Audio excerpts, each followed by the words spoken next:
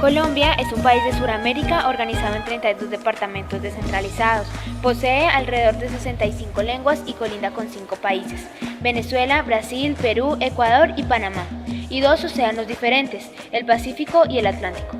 Está ubicado en la zona de confluencia intertropical, lo que le otorga una gran variedad de condiciones climáticas.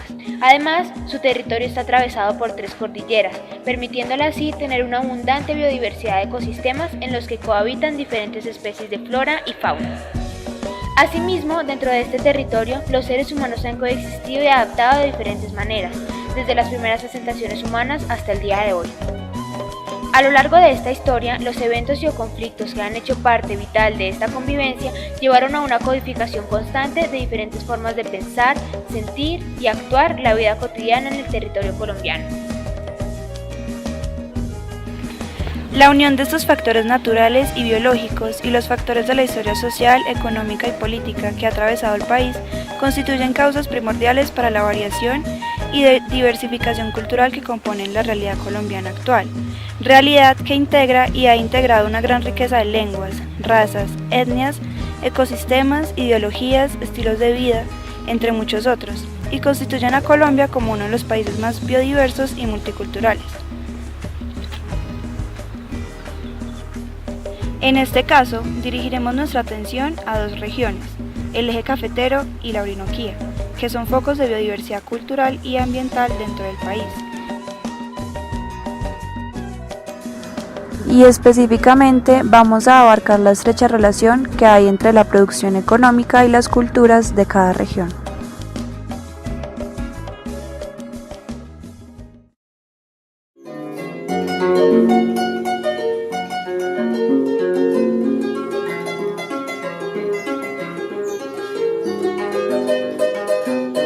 La Orinoquía es una de las 6 regiones naturales de Colombia. Está ubicada en el oriente colombiano y la conforman los departamentos de Arauca, Casanare, Meta y Bichada. Este nombre lo recibe porque la mayor parte de los ríos que la bañan y acarician desembocan en el Orinoco. Los llanos orientales colindan en el norte y este con Venezuela, al occidente con Boyacá, Cundinamarca, Huila y Caquetá, al sur con la Amazonía. Es la segunda región más grande de Colombia, tiene una población de 1.612.643 personas aproximadamente. Su clima es semihúmedo.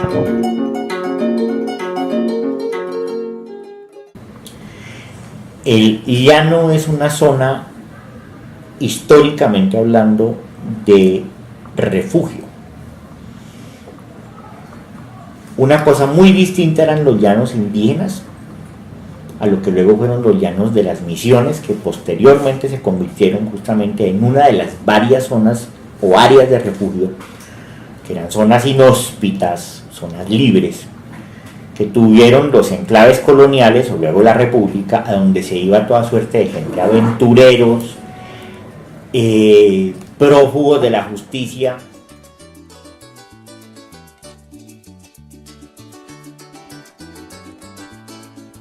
Esta región es reconocida por su gran diversidad, su gastronomía y su folclore. Su economía se basa en la agricultura y en la ganadería. La primera se caracteriza por los cultivos de arroz, maíz, caña de azúcar, yuca, plátano, palma, entre otras. La segunda se especializa en la cría y el desarrollo de ganado vacuno, esencialmente para el consumo de leche y carne. Es en este sector en donde se centra la cultura del llanero, del trabajo de llano y del toro recio. Además de estos sectores en los cuales se desempeña el llano, la minería y el turismo aportan a la economía de esta región. Posee una gran flora y fauna silvestre, como felinos, aves, reptiles, peces y roedores, y es en esta última en donde se encuentra el roedor más grande del mundo, el chigüiro.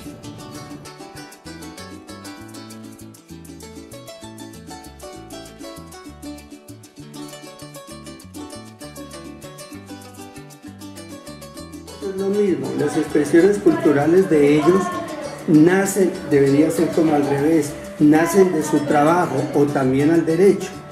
¿Cuál es el trabajo del llanero?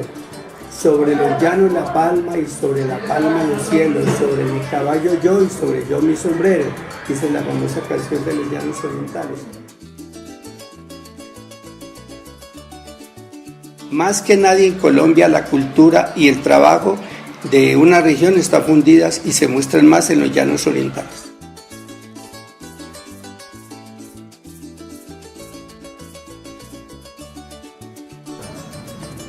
Yo me atrevería a decir que la cultura llanera, en una buena medida, tiene su origen en la relación con una ganadería que originalmente es parasitaria. Ganado no había y fue el ganado que fueron trayendo las misiones y que luego posteriormente, a partir de unas pocas cepas, se convirtió pues en una especie nativa, pues cambiando sensiblemente evidentemente los suelos, etcétera. Pero eso hace que es justamente a partir de la ganadería y de esa relación intrínseca entre cimarrones humanos y ganado cimarrón que termina configurándose una forma de relacionarse con el entorno, unas relaciones de poder, unas estructuras productivas, arquitectónicas, espaciales, que son características justamente de esa relación con el ganado.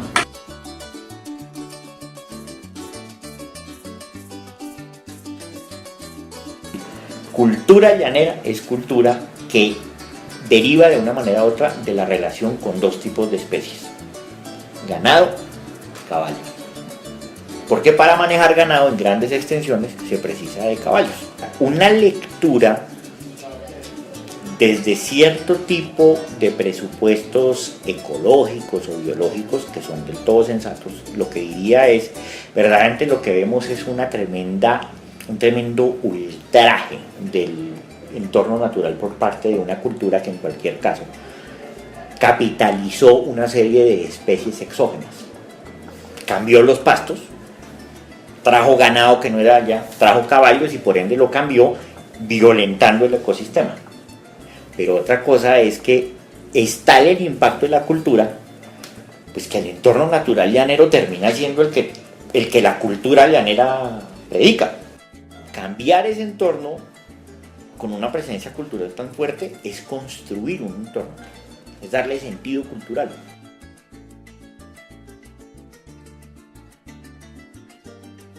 El llanero se levanta y lo primero que hace es tomarse un café bien amargo, eso como que les da mucha vitalidad. Y luego todo el día están mascando ese chimú, que es tan horrible para los que no somos llaneros. Las costumbres están en muy distinta índole y circunscritas a primero la relación con el entorno directo, lo que condiciona vivir en ciertas condiciones que dependen de cierto régimen alimenticio y eso ya condiciona ciertas costumbres. Vivir con ciertas especies, lo que decía, condiciona ciertas costumbres. Lo que uno sí puede decir es que hasta el día de hoy sí sigue habiendo una cultura llanera enormemente fuerte, que se expresa a través de una serie de valores icónicos muy significativos. La música, el baile, cierto tipo de prendas, cierto tipo de actitudes.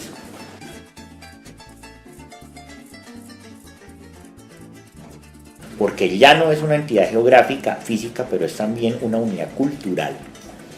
Es el oro y es el coltán y son los maderables. Todo eso entra de alguna manera en la cultura llanera en términos de regímenes productivos que no son solo los ganaderos.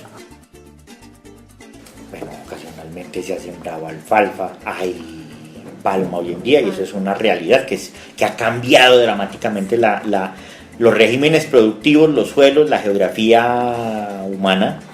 Sí, hay una migración muy, muy significativa de chocoanos a los llanos debido a la emergencia de la palma.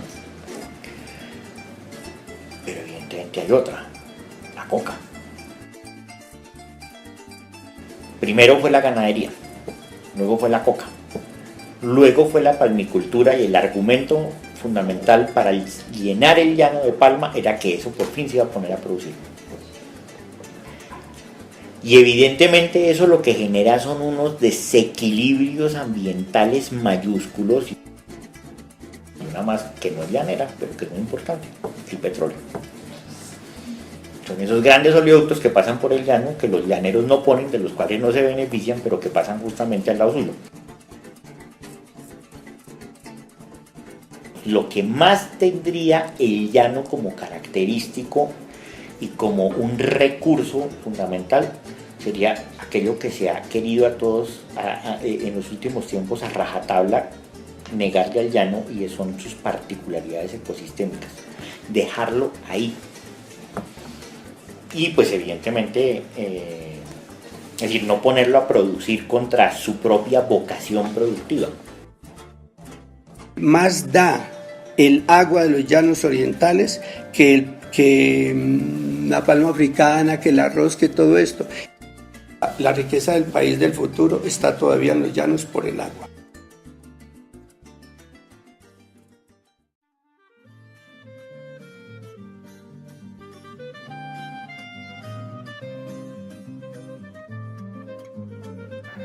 El eje cafetero es una región cultural, geográfica, económica y ecológica de Colombia, ubicada entre los departamentos de Caldas, Risaralda, Quindío.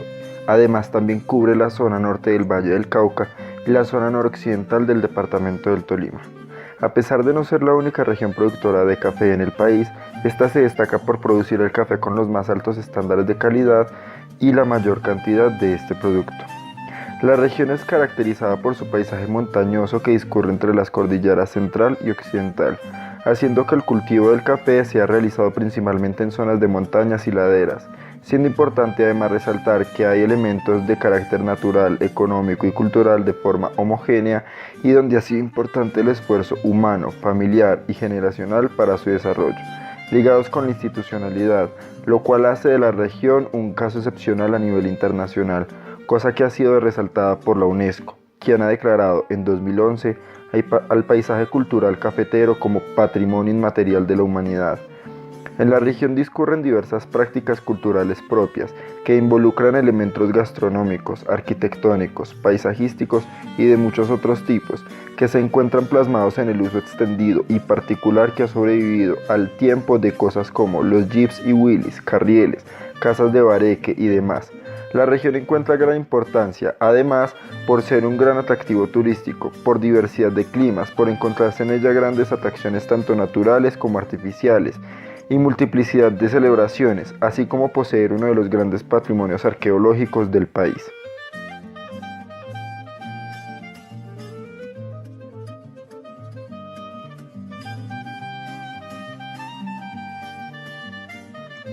Para los cafeteros es muy importante coger el café, si no.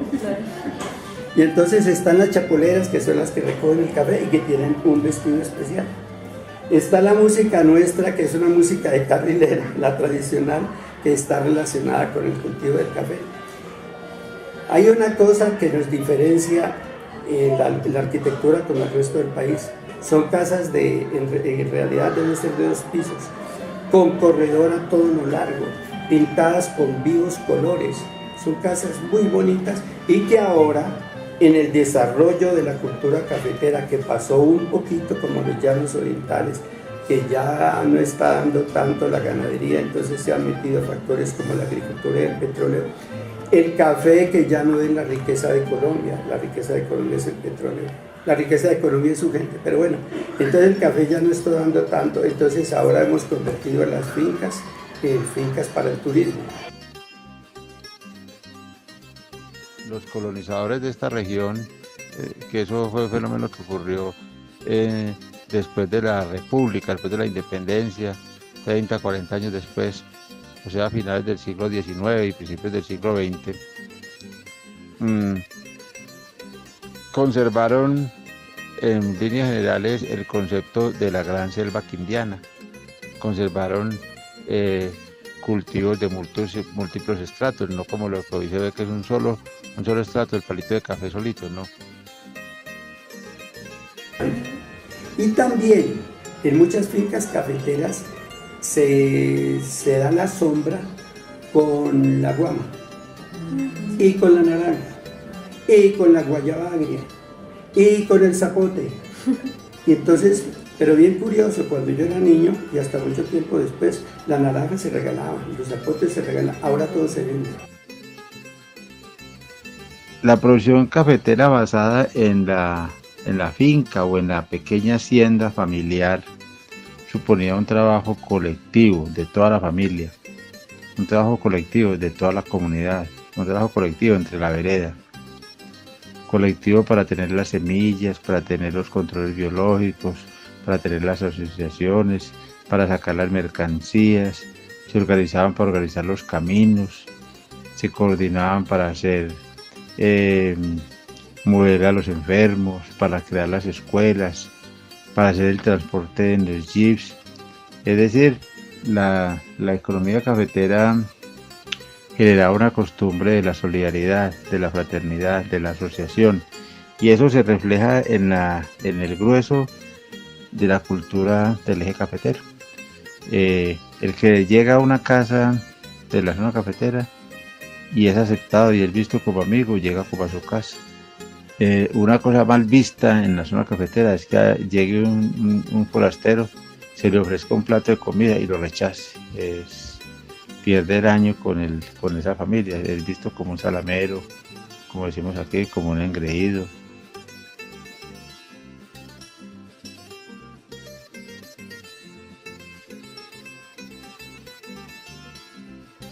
Creo que la identidad que tiene la cultura tradicional cafetera, no la de hoy, vuelvo y digo, no la del monocultivo, no de lo que impuso la federación y lo que impuso el modelo neoliberal, sino la cultura tradicional cafetera, la cultura del minifundio, el familiar y la llanera, es que había muchos elementos de identidad, muchos elementos de compromiso con lo local, con lo regional, como se nota mucho en el llano.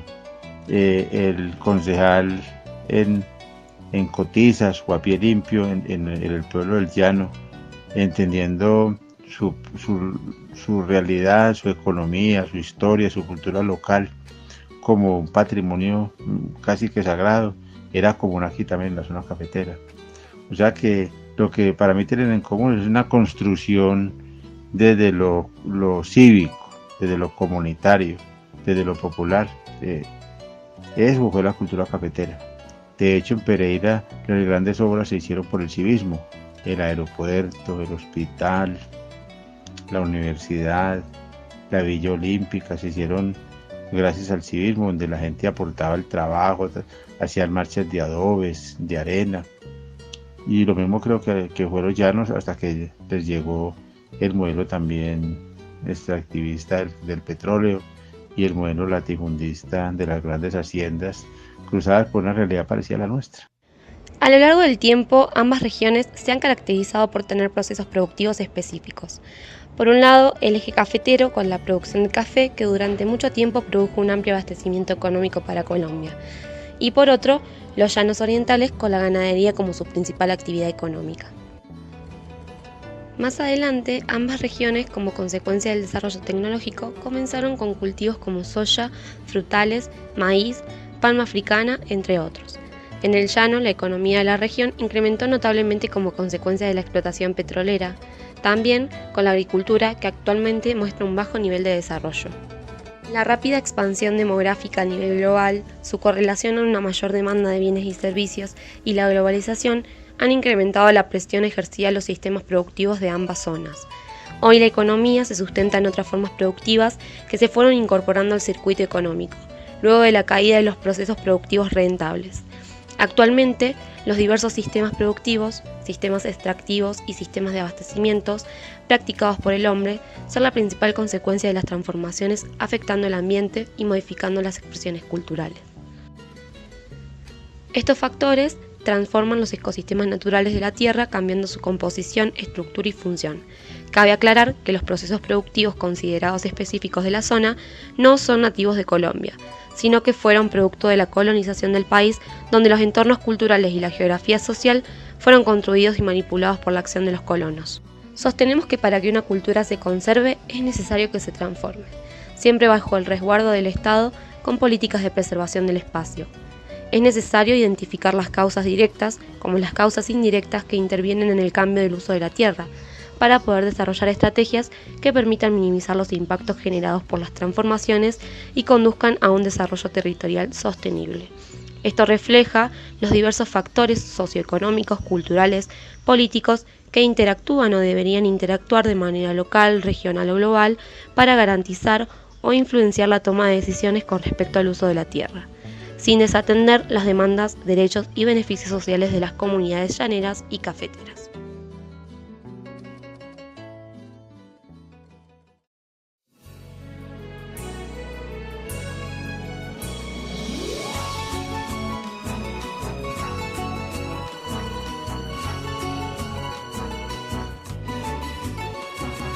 Soy bambuco y café, soy sal marina, soy un pueblo en mi voz, soy fresca brisa, soy cumbia y mapalé, paisaje y canto, soy tible y soy folclor santanderiano, soy negro cual carbón de nuestras minas, pero mi alma por Dios es cristalina. Soy joropo, soy porro y soy pasillo, soy currulao alegre, soy calipso.